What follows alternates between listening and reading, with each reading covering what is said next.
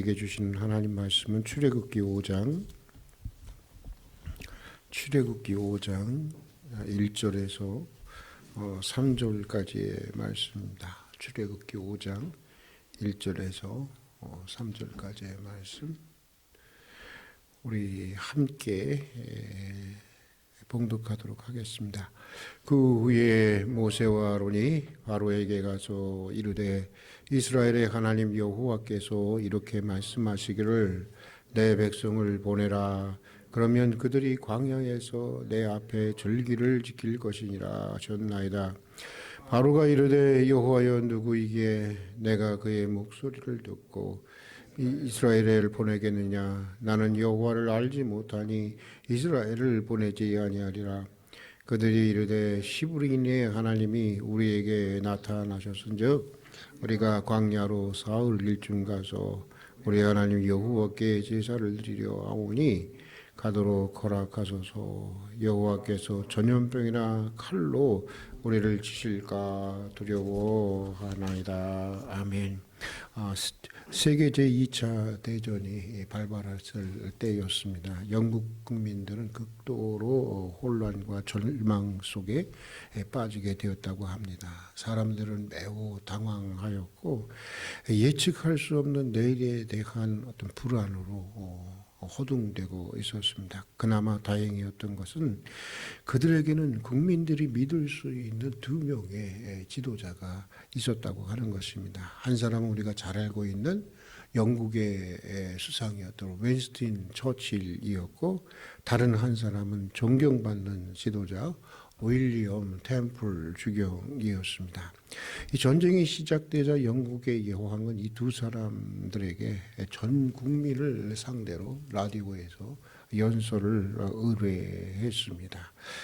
그런데 참 아주 공교로운 것은 서로 짜고 연설문을 작성한 것도 아닌데 두 사람의 마지막 연설문이 똑같았다고 합니다.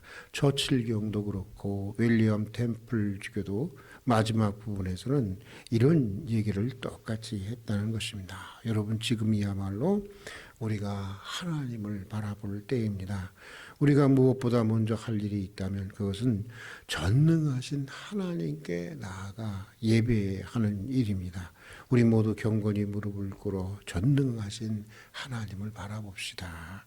아마도 하나님을 믿지 않는 사람들에게는 매우 추상적이고 무슨 공상적인 해결책처럼 들렸을지도 모릅니다. 그러나 성령께서 온 국민들을 감동시켰고 그 다음날 주일 전국의 모든 교회에서 같은 시간에 일제히 종을 울리자 영국 국민의 무려 70% 이상이 교회로 몰려들었다는 것입니다. 그리고 그들은 하나님께 예배를 드렸습니다. 그 결과 국민들의 마음은 다시 안정이 되었고 전쟁에 직면할 수 있는, 전쟁에 대처할 수 있는 국민적 용기가 용솟음치게 되었다고 영국의 역사가들은 기록하고 있습니다. 요즘 우리는 3년 이상 되어가고 있는 코로나 재난, 그렇죠? 러시아와 우크라이나 전쟁으로 이 가파르게 가중되고 있는 세계적인 경제 위기, 그리고 신냉전 시대를 맞이해서 더욱 극성을 부리는 북한의 미사일과 핵 위협, 그리고 국내 정치 실종이라고 하는 정말 굉장한 위기 가운데 직면해 있습니다. 사실 2023년을 바라보는, 전망하는 모든 전문가들의 그 얘기는 우리를 더욱더 불안하게 합니다. 이런 상황에서 어떻게 하든지 우리가 돌파구를 찾아내야겠지만 그리스도인으로서 이러한 역사 위기를 맞아서 해야 할 가장 우선적인 일은 무엇일까요? 가장 먼저 해야 할 일은 처칠과 윌리엄 템플경이 말한 대로 우리가 전능하신 하나님, 역사를 주관하시고 섭리하시는, 또 역사의 구원을 행하시는 하나님을 보고 그분을 예배하며 그분께 기도하는 일인 것입니다. 오늘 출애굽기 본문은 그것을 우리에게 말씀해 주고 있습니다. 이제 하나님의 부름을 받은 모세가 드디어 이제 애굽의 통치자인 바로 앞에 이제 서게 됩니다. 애굽에서 고통받는 이스라엘 백성들을 구원하기 위해서 그 형 아론을 대동하고 이제 애굽의 통치자인 당시 최강의 제국이었던 애굽의 통치자 바로 앞에 서게 됩니다. 그리고 이스라엘 민족을 위해서 당당하게 요청을 합니다. 그런데 이 모세가 하는 요청은 우리가 예상하는 것과 우리가 기대했던 것과 전혀 다른 그 요청을 하고 있는 것을 보게 됩니다. 보통 이럴 때는 어떤 요청을 할 것이라고 예상을 합니까? 기대를 합니까? 아마 이런 것일 것입니다. 이제 내 민족에 대한 탄압을 그치시오. 그리고 우리에게 자유를 주시오. 해방을 주시오.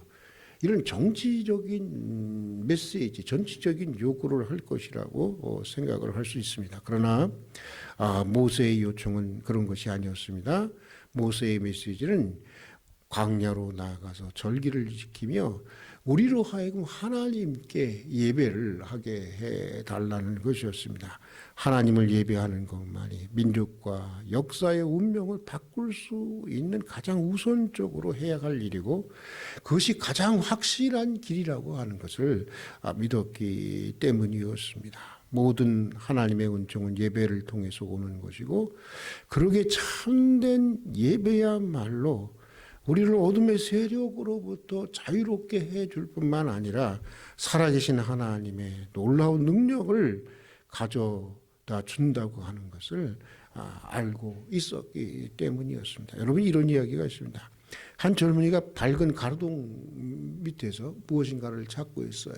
지나가던 노인께서 이렇게 보시고 이 자네는 젊은이 도대체 뭘 그렇게 찾고 있나 밝은 데서 그렇게 그러자 이 젊은이가 지갑을 잃어버렸습니다. 이렇게 밝은 가로등 밑에서 지갑 하나를 못 찾나? 그게 아니라요. 사실 그 지갑을요, 저 어두운 구석에서 잊어버렸거든요. 더 기가 막힌 거예요, 노인이. 그럼 이 사람은 저 어두운 곳에서 찾아야지 왜 이 가로등 밑에서 찾고 있나? 이렇게 물으니까 이 젊은이가 이렇게 대답을 하다는 것입니다. 거기는 너무 어두워서 이렇게 밝은 데서 찾고 있습니다. 라고 얘기를 했다고 하는 것입니다. 참 어리석은 사람의 이야기입니다. 그러나 오늘 종종 우리들이 모습, 우리들의 자화상을 담고 있는 이야기이기도 합니다. 사람이 살다 보면 실수할 수도 있는 것이고 실패할 때도 있고 또 추락을 경험할 때도 있는가 하면 아주 아픈 상실을 경험할 때도 있는 것입니다. 그럴 때 우리 그리스도인은 우리 그리스도의 삶을 다시 회복시켜 주시는 하나님에게서 찾고 하나님을 바라보고 하나님께 나아가야 한다는 것을 알고 있습니다. 그럼에도 불구하고 우리는 예배의 자리에 나오지 않고 대부분들이 또 기도하지 않는 모습을 보게 됩니다. 먼저 그냥 허우적거리면서 세상적으로 어떻게든지 해결하려고 막 그냥 분주하게 뛰어다니려고 합니다. 잃어버린 것을 찾아야 할 곳에서 찾지 않고 엉뚱한 곳에서 찾으려고 하다가 더 깊은 상처, 더 큰 위기, 더 큰 아픔을 겪는 그 어리석음을 범하는 경우들이 참 많이 있는 것을 보게 됩니다. 하여간에 보이지 않는 하나님보다는 지푸라기라 하라고 하더라도 당장 눈에 보이는 것에 의존하려고 하는 경우가 참 많이 있어요. 참 이것이 문제인 것입니다. 여러분 평온할 때도 그렇지만 위기의 때에 우리가 가장 먼저 해야 할 일, 그것은 우리가 가장 먼저 해야 할 중요한 일은 전능하신 하나님을 바라보고 그분께 나아가 그분께 기도하며 그분 안에서 우리가 상실한 것들을 예배 가운데 다시 찾아내는 것입니다. 자, 그런데 어떻게 예배해야 할까요? 오늘 본문은 우리가 드려야 할 예배에 대해서 세 가지 정도 말씀해 주고 있습니다. 먼저 어디로 가서 예배를 드리라는 것입니까? 광야로 나아가서 예배를 드리라고 하는 것입니다. 광야에서 하나님을 예배해야 한다는 것입니다. 여러분 광야가 어떤 의미입니까? 광야는 세상의 소리도 들리지 않고 뭐 우리의 눈을 뭐 유혹할 수 있는 그런 것들도 없고, 그래서 오로지 하나님만을 바라보고 하나님에게만을 집중할 수 있는 것, 그것이 이 광야인 것입니다. 하나님을 예배하기 위해서는 그런 광야로 나아가야 한다고 하는 것입니다. 여기 예배에 대한 중요한 의미가 있는 것입니다. 여기서 말하고 있는 광야가 문자적으로 그 광야일 필요는 없는 것입니다. 그것은 오히려 마음의 광야, 영혼의 광야를 말하고 있는 것입니다. 세상적인 마음을 비우라고 하는 것입니다. 문제가 생길 때마다 어떻습니까? 우리의 생각이 여러 갈래로 갈라지고 아주 복잡한 감정과 이 생각들이 우리 안에 이렇게 막 엉키고 설키고 복잡하게 교체하는데, 여러분 그런 마음으로는 하나님의 임하심을 경험하기가 어렵다고 하는 것입니다. 오직 하나님만으로만 채워지기를 바라는 광야 같은 빈 마음, 광야 같은 빈 영혼으로 하나님께 나아가고 하나님께 집중해야 한다고 하는 것입니다. 누가복음에 보면 하나님의 말씀이 이렇게 되어 있어요. 빈들에 있는 요한에게 임하시니라. 어디에 있는 누구에게요? 빈들에 있는 요한에게 임하시니라, 이렇게 말씀되어 있습니다. 화려하고 시끌벅적한 예루살렘이 아니라 우리의 마음이 빈들이 아무것도 없는 빈들에 있을 때 하나님의 말씀이 요한 선지자에게 임했다고 하는 것입니다. 그러니까 우리의 마음이 빈들이 되고 나서야 주님이 임하시는 것입니다. 주의 말씀이 우리 가운데 들어오는 것입니다. 우리가 빈들에 서서 오직 주님만 바라볼 때 주님이 임하시고, 또 이런 예배에 개인뿐만이 아니라 역사를 치유하시고 역사를 회복시키시는 하나님의 능력이 임하게 된다고 하는 것입니다. 또 광야는 전통적으로 여러분 이스라엘 전통적으로 이스라엘 사회 속에서 광야라고 하는 것은 마귀의 고향이라고 알려져 있습니다. 예수님 처음에 이 성령께서 어디로 몰고 가셨죠? 광야로 40일 금식을 하러 갔죠. 왜 몰고 가신지 알아요? 광야에 가서 그곳에서 마귀를 대면하라고 몰고 가신 거예요. 영적으로 이스라엘 백성들에게 있어서 이 광야라고 하는 것은 마귀의 고향이었던 것입니다. 그러니까 광야로 가서 예배하라고 하는 것은 이런 거예요. 내가 가지고 있는 문제의 본질을 파악하라는 것입니다. 이 시대가 가지고 있는, 이 역사가 가지고 있는 문제의 본질을 파악하라고 하는 것입니다. 이러한 이야기를 들은 적이 있습니다. 어느 날 남편이 출근하려고 하는데 아내가 아침부터 바가지를 긁어댑니다. 여보, 양식도 없고 연탄도 없고 아이들 학비도 떨어졌고 무엇도 없고 아주 속사포처럼 주어대는 아내의 타령을 꾹 참고 다 들은 남편이 나가면서 이렇게 한마디 했다는 것입니다. 에이씨, 뭐가 그렇게 많아. 그냥 돈이 없다고 한마디 하면 되지. 그랬다는 것입니다. 맞는 말이잖아요. 돈이 없다 한마디 하면 되는 것이지. 여러 가지 문제가 있는 것 같지만요. 여러 가지 있는 것 같지만 깊이 들여다보면 결국 뭐예요? 돈이 없는 게 문제라는 것입니다. 모든 문제가 다 돈이 없어서 발생한 것이기 때문이었습니다. 하나님이 하나님의 사람들을 광야로 이끄셔서 어두운 영, 모든 문제의 근원에 자리 잡고 있는 어두운 영, 마귀와 대면하게 하시는 것은 세상의 문제의 근원이, 내가 가지고 있는 문제의 근원이, 이 역사가 가지고 있는 문제의 근원이 무엇인지를 제대로 보게 하시려고 하는 것입니다. 표면적으로 보면 인간의 문제가 낱마처럼 얽혀서 어디부터 문제를 풀어가야 할지 모르지만 영적인 눈으로 깊이 들여다보면 낱마처럼 얽혀진 우리들의 문제의 근원에 자리하고 있는 무엇을 보게 된다는 거예요? 어둠의 영을 보게 된다고 하는 것입니다. 그것을 보라고 광야로 보내는 것입니다. 여러분, 사람이 사탄을 이길 수 있습니까? 없습니까? 이길 수 있어요? 없어요. 사람, 그 사람, 그 마귀도 굉장한 능력을 갖고 있는 존재인 것입니다. 그걸 포기하라는 거예요. 그러니까 무슨 얘기예요? 야, 이 문제는 사람에 의해서 발생된지는 모르지만 사람에 의해서 해결될 수 있는 문제가 아니라고 하는 사실을 알게 해 주려고 하는 것입니다. 하나님만이 해결할 수 있다는 것을 알게 되는 것이고, 그래서 또 하나님의 능력을 구하고 의지하는 예배자로 세워지게 되는 것입니다. 그래서 광야는 이스라엘 백성들에게 있어서 마귀의 고향인 동시에 선지자들의 영감의 고향이라고 불려졌던 것입니다. 왜? 거기서 문제의 본질을 파악하게 되고 사탄과 대적하기 위해서는 어떻게 해야 돼요? 하나님만을 의지해야 되고 하나님의 능력만으로 된다고 하는 것을 알게 될 때 그런 새로운 선지자로 그런 선지자로 탄생하는 곳이 바로 광야였기 때문입니다. 자, 또 두 번째로 오늘 모세가 말하는 예배는 어떤 예배냐? 축제로서의 예배입니다. 모세는 절기를 지켜야 한다고 지금 바로 앞에서 말하고 있는데, 절기라는 게 뭡니까? 이스라엘의 빅데이예요. 이스라엘의 명절입니다. 이스라엘의 축제인 것입니다. 이스라엘은 절기를 통해서 과거에 베푸신 하나님의 은혜를 기억하고 또 앞으로 주실 은총을 기대했던 것입니다. 그러니까 절기로서의 예배는 어떤 예배일까요? 감사와 기대가 있는 예배였다고 하는 것입니다. 그리고 이 감사와 기대는 두 가지의 반응을 인간에게 불러일으킵니다. 그것은 무엇일까요? 감사가 있으면 뭐가 있죠?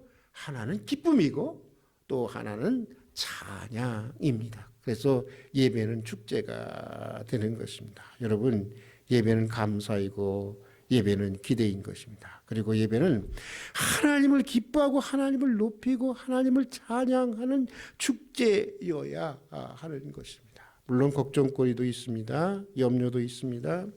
생각이 복잡하기도 합니다. 그러나 예배하러 나가는 사람에게는 찬송이 먼저여야 하고 감사가 먼저라는 것입니다. 내 소원이 먼저가 아닙니다. 내 간구가 먼저가 아닙니다. 설령 내 속은 죽을 지경이 되어서도 하나님의 은총을 먼저 생각하고 하나님의 영광을 먼저, 하나님의 능력을 먼저 바라보라고 하는 것입니다. 그러다 보면 하나님의 은혜를 생각하는 중에 내 문제는 어느새 작아지게 되는 것이고 또 그러다 보면 어느새 문제를 넘어설 수 있게 되는 것입니다. 어느새 문제가 다 녹아지고 없어지게 되는 것입니다. 이것이 바로 예배자의 마음이하고 이런 예배에 우리의 삶을 치유하시고 회복시키시는 하나님의 능력이 임하게 되는 것입니다. 여러분, 지금 좀 힘들어도 지금 생각이 복잡해도 먼저 하나님의 은혜를 생각하고 감사와 찬양으로 주님 앞에 나갈 수 있는 여러분들이 될 수 있기를 바랍니다. 여러분, 누구인들 소원이 없고 누구인들 고민이 없고 누구인들 걱정거리가 없겠습니까? 그러나 예배로 나갈 때에는 감사로 나가야 되는 것이고 예배로 나아갈 때에는 기대를 가지고 나가야 돼요. 여러분, 오늘 감사함으로 하나님께 예배 드리고 있습니까? 여러분은 어떤 기대를 가지고 이 자리에 계시고 있습니까? 한번 생각해 보세요. 감사와 기대를 가지고 가야 하는 거예요. 우리 안에 그 감사와 기쁨과 또 찬양으로 주님 앞에 나가야 하는 것입니다. 그때 하나님께서 임하셔서 우리를 만지시고 우리를 치유하시는 하나님의 손길을 경험하게 되는 것입니다. 그리고 또 오늘 본문에서 모세가 말하는 예배는 어떤 예배냐? 보니까 제사를 드린다고 하지 않습니까? 제사로서의 예배입니다. 영어로는 sacrifice라고 하는데 다시 말해서 희생으로서의 예배라고 하는 것입니다. 여러분, 우리는 우리의 공로를 가지고 주님 앞에 나갈 수 있습니까? 아니죠. 우리가 주님 앞에 오늘 이렇게 예배 드릴 수 있는 이유가 뭐예요? 감히? 그 거룩한 하나님 앞에 우리가 이렇게 담대하게 앉아서 예배 드릴 수 있는 이유가 무엇입니까? 그분의 아드님이 대신 우리의 죄를 대신 지시고 십자가에 달리시고 우리를 구원하셨기 때문인 것입니다. 그 희생의 은총이 있기에 그 은혜에 의지해서 우리가 주님 앞에 이렇게 오늘 기도도 하고. 여러분 왜 기도할 때 끝에 마지막에 예수님 이름으로 기도합니다 이렇게 얘기합니까? 내가 기도했는데 한양국이가 기도했습니다. 이렇게 해야 되는 거 아니에요? 근데 왜 예수님 이름으로 기도한다고 합니까? 왜? 나로서는 하나님 앞에 설 수 없는 존재니까. 중보자 되시는 예수님을 통해서만이 내가 기도할 수 있는 사람입니다. 라고 하는 고백, 그것이 바로 예수님 이름으로 기도한다고 하는 거기에 담겨져 있는 것입니다. 그런데 여러분 중요한 것은 이것입니다. 주님이 우리를 위해서 희생하신 것처럼 우리도 주님을 위해서, 이웃을 위해서, 또 이 시대와 역사를 위해서 무엇이 되어야 된다는 거예요? 희생의 제물이 되어야 한다는 것입니다. 이것이 바로 영적인 예배이고 이것이 바로 참된 예배라고 하는 것입니다. 그래서 로마서 12장에 보면 바울 사도는 이렇게 얘기합니다. 우리가 한번 같이 따라서 한번 하겠습니다. 그러므로 형제들아 내가 하나님의 모든 자비하심으로 너희를 권하노니 너희 몸을 하나님이 기뻐하시는 산 제물로 드리라. 이것이 너희가 드릴 영적 예배니라. 여러분 뭐가 영적인 예배입니까? 예? 우리가 희생의 제물로 드려지는 삶, 그 자체가 영적인 예배이시고 하나님이 기뻐 받으시는 예배이라고 하는 것입니다.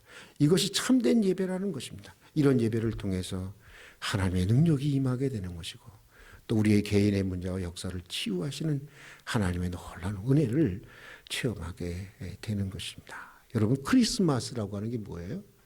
크리스마스라고 하는 것은 그리스도와 예배라는 말을 결합시킨 것이 크리스마스인 것입니다. 그러니까 대림절과 성탄절은 그리스도를 예배하는 절기라고 하는 것입니다. 우리가 더욱 마음을 다해서 주님을 예배하기를 바라고 우리 예배를 통해서 우리 개인의 문제뿐만 아니라 오늘 이 역사의 문제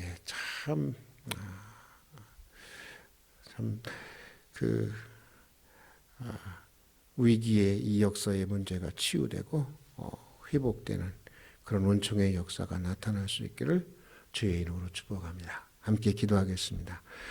살다 보면 실수할 때도 있고 위기에 직면할 때도 있습니다.